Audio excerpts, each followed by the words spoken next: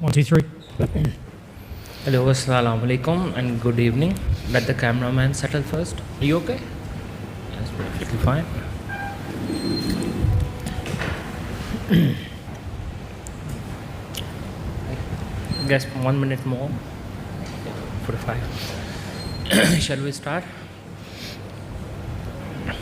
Yeah.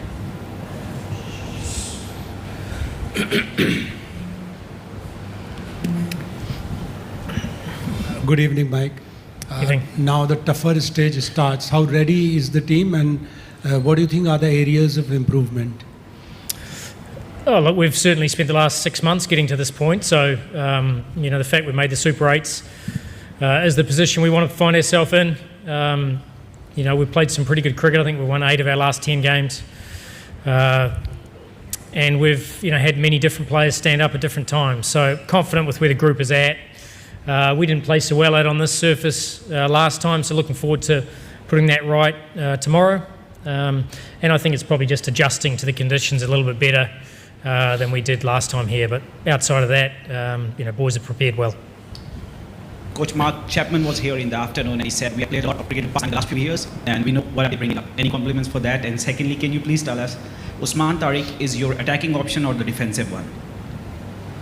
Oh, look, Mark Chapman has an incredible record against Pakistan, both in Pakistan and at home for him. So, he's faced a lot of our bowlers and he's had some success. But this pitch will bring some different challenges and we'll have some different thoughts around how we might find a way of trying to subdue him a little bit. But he's certainly not the only threat. There's plenty of them. We won't be focused just on one, but your question was Usman Tariq. I think he's one of those bowlers around the world that does both. He's able to attack and defend at the same time. And, that's an incredible skill to have. So we're very fortunate, that he's on our side. Hi, Coach. If we talk about numbers, Pakistan has edge on New Zealand. They won 5 out of 7 T20 World Cup matches. Last time New Zealand beat Pakistan was in 2016. So do you think there's any sort of psychological edge on that numbers? And if we talk about Pakistan, Pakistan has climatized in this condition and they have just arrived there and they didn't have a proper training session there as well. So do you think there's a psychological edge Pakistan has in this match? I don't think games are won or lost psychologically. I think they're lost, won through skill.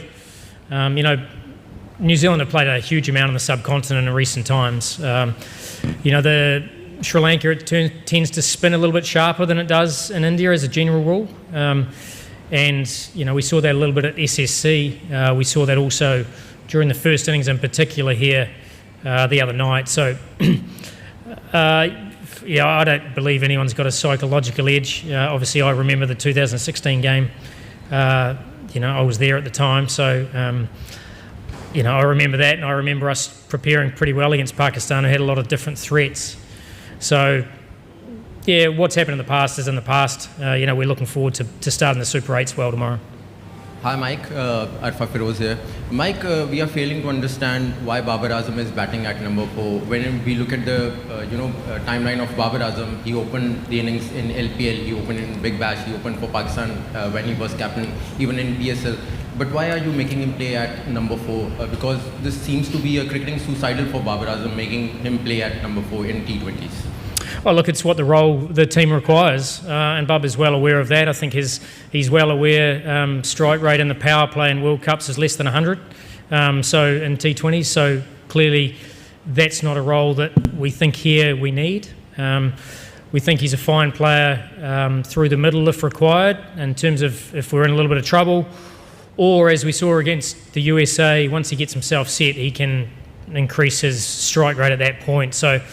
We brought Bubba back in for a specific role post the Asia Cup. We wanted some batsmanship through the middle, and he certainly brings that for us. And he did in many games throughout the last 10. So, the other day we got to the 12th over mark, and at that point, Babar Azam's not the best person to come in. We've got plenty of other options who can come in and perform that role towards the end. So, and Babar's actually the first to acknowledge that. He knows that he's got a certain set of skills that the team require, and there are certain times where other players can perform that role more efficiently. Hello, Coach Abu Bakr Tard from Crickwick. It's been almost 1 year you have joined this team as a head coach, and Abrar has been one of top-notch players in this stint. And if we look at the wicket charts, Abrar has been second leading wicket taker in the last 12 months. But after India's game, just after one game, he has been dropped. Do you think Pakistan is too much relying on the all-rounders and it might be risky against top teams? Oh, look, I think, you're calling them all-rounders, but Nawaz is one of the best performing spinners in the world in T20 cricket. Since Shadab's come back, his figures have been exceptional. Syam Obe's already in the side anyway, and obviously has the ability to bowl the Karen ball. So there are certain times where, and Salman Ali Agha obviously opened the bowling the other day. So, we have 6 spin bowlers. There are times where we don't need that many. And, the fact that Usman Tariq has been able to bowl the tough overs through the middle and the end has been a real advantage for us. So, look, there could well be conditions in this tournament where we might go spin heavy again, or even more spin heavy than we already do. And we know that Abrar would be ready if required. Hi, Coach. This side. Pratyush from Times of India. Just a question on the middle order. It's basically one-dimensional, too many right-handed batter there. Do you think in the Super 8 will we see Fakhar coming in place of anyone, be it Babar or someone else in the playing 11? Do you think, because it's pretty one-dimensional now. After Saim, the other southpaw that in Pakistan playing 11 is, if I'm not wrong, Mohammad Nawaz. Your thoughts on that? Yeah, we have Nawaz, we have Fahim as well, who are, both left-handers who can do a role there. But absolutely, Fakhar's in the squad. We know that if he's required, if we end up having to play a lot of left-arm spin and the ball turns, that the advantage of that is important, and we've got that flexibility within the squad. Hi, Coach. Ijaz Ahmed here from Urdu Point. Are you satisfied with the current approach of our top order, or especially with the middle order? Look, top order has been exceptional in 3 of the games. We played on a different surface at SSC the other day during the day, and it was actually quite two-paced. And I thought we absorbed a bit of pressure in that power play well. If we went too hard too soon, we could have found ourselves in a little bit of trouble. I think there was a bit of talk about, we needed to attack it a little bit more, but conditions didn't really allow that. And then once the seam got softer, it got easier. And we saw Agha and then Shadab and obviously Sabzada Farhan dominate the last 15 overs. Coach, Fakhar and Shaheen still on bench. Usually we see if any senior player did not perform well, other senior player replace because they are waiting on the bench. So why they both are still on the bench? Because already Pakistan played 4 games. Look, we picked the best team to play that particular game for Pakistan. And, we made a call that Salman Mirza was coming in for Shaheen. And he bowled incredibly well. To be fair, he was probably really unlucky to not be playing the second and third games. His record since he started playing for Pakistan is exceptional. And conditions have dictated that we're only playing, 2 seamers. And often those 2 seamers are not even bowling their full complement. So, and as I've already talked about Fakhar just before. Hi, Mike. This is Usman Khan from Hum News. Just want to ask, we haven't seen Naseem Shah bowling in any match. So, do you think, is it a lack of confidence on him from the team management, or do you think tomorrow is the best day to play him because it's overcast conditions and Pakistan should go for the specialist bowlers? Look, I'm sure you've watched enough games out here to know that spinners have played a huge role. And, even in the games we played, our spin, we bowled something like 14 overs of spin and went at just over 7 and over. And we had seamers in our tank who didn't even bowl their full complement. So, even when Shaheen played or even Salman Mirza the other day, they still didn't bowl their full complement of overs because we didn't need them.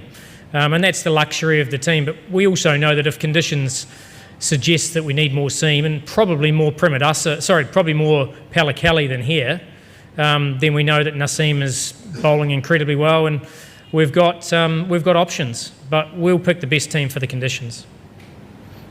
Hey Mike, this is Ramesh from Park Passion. Want to know about Abrar. If will we see him playing tomorrow game since the pitch is very slow here in Premadasa. Also regarding the role of Saim Ayub, he has been struggling with the bat and scored 63 runs in 4 matches. Yes, he's bowling well, but he's not doing with the bat. Can we see him going down the order and Babar will open with Farhan? Like I said, we've won 8 of our 10 games. You know, the series before this time was the highest run scorer. So we certainly don't look at 1 or 2 games in isolation. You know, the first game against, one of those first 2 games, he actually played quite nicely. Got caught at short third. Got a good one from Bumrah, got himself in a poor position. But we know that Saim Ayub, if he gets it right, will take the game away from anyone. Sure, he's bowling well. I mean, that certainly helps. And he's bowling tough overs as well. So, yeah, look, I wouldn't expect huge changes. As I said, we've built our rankings increase over the last 8 months around consistency and making subtle changes, but we won't be making big changes. Oh, look, Abrar, I'm not going to tell you what the team is, I'll tell you that. Hi, Mike. Mike, as far as the Namibia game was concerned, I mean, in terms from Pakistan's point of view, in terms of approach and the thought process, did we see a paradigm shift in the way Shaheen Shah Afridi was dropped, the use or rather the non-use of Babar Azam? Was the India game a line in the sand moment? No, I wouldn't say that. I think, as I said, Salman Mirza deserved his opportunity. And, you know, Bubba was the first to recognise when left-arm spin was taking shape and it was turning, that it wasn't a smart move to send out 2 right-handers. And then the left-arm spinner had finished and Nafe went out to take the game on. You know, that's what we needed at that time. So, no, certainly not a paradigm shift, more about roles.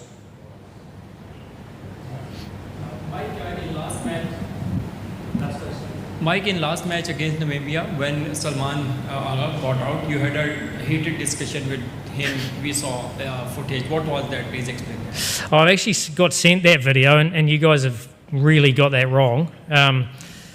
So I'll talk you through what happened. So I was going over to talk to Salman about and get Nawaz to put the pads on as a left-hander, and Aga was upset that he just got out, so he threw the bottle into the ground. Nothing to do with the conversation we were having.